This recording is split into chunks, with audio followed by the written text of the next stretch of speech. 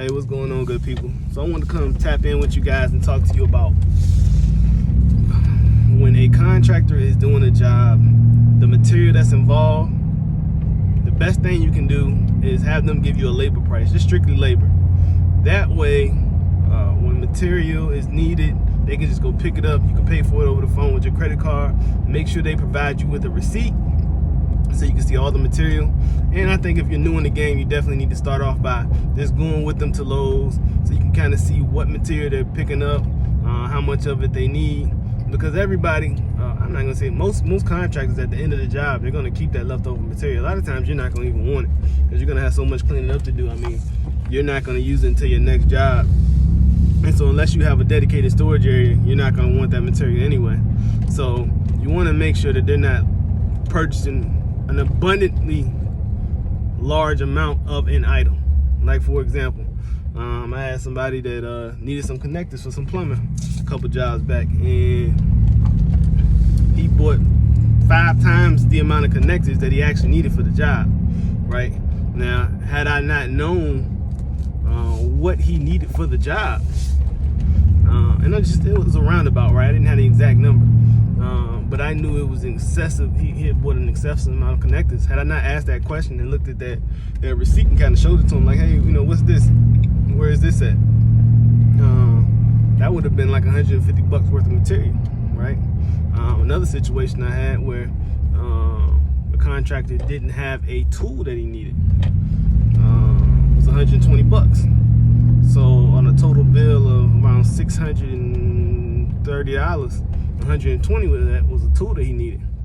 Now in this particular situation, I just went ahead and didn't say anything, still paid him full price for his labor, right? But in most cases, what you should do is, hey, I see you purchased a tool. First, they should ask you about it. Hey, I see you purchased a tool. We'll just go ahead and take that out of what I owe you. So if I owe you $1,000, there's a $120 tool. I'm gonna go ahead and give you that $880. All right, you good with that? You gotta have that communication. And again, once you come to that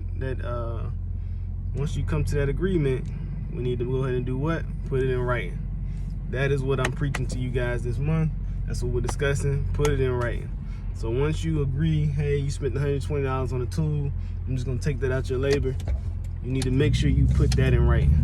And it could just be a text message. Hey, this is what you spent on the tool. We agreed to it on this date. You don't even have to say the date because it's a text message. So this is what I owe you. That way nobody forgets about it in a week or two. And the main reason why I say that you should just have them charge you for labor, give you the cost for labor. One, you save money, right? Because they're gonna try to upcharge you, right? If the material they think is gonna come to $800, they're gonna probably charge you $1,500. One, just in case they gotta buy some extra, and then two, so they can make more money, right? So if you just have them charge you for labor, you get the material, you pay for the material, they go pick it up, have that in your paperwork. They pick up their own material, you just pay for it. That's just a better situation. And then it eliminates that issue that often comes at times. And the issue is, say for an electrician, right? They have to run the wire extra 15 feet. Well, that doesn't sound like a lot, like, oh, that's not that far. Well, guess what? The extra 15 feet, depending on what kind of wire it is, right? If it's the wire for your HVAC, that can mess around and be a couple $100, right? And now they're gonna start counting the money in their head, and they're gonna say something like, "Oh man, this job has been a lot of work, man. I need to make a couple extra dollars, man. Or I need another $100 or whatever they're gonna tell you, right?" And a lot of times it just falls from maybe they felt like they underestimated themselves, or maybe they had a number in their head. We all had that happen. You got a number in your head, you think you're gonna clear, that you're gonna make, and it doesn't pan out that way. And the first person they're gonna come to and look for compensation is you.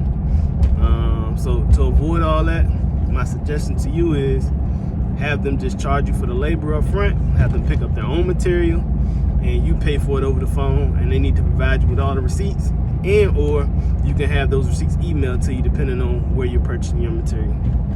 All right, This is Brandon Goodman signing off. Make sure you go check out BrandonGOnline.com for more tips and information. Peace.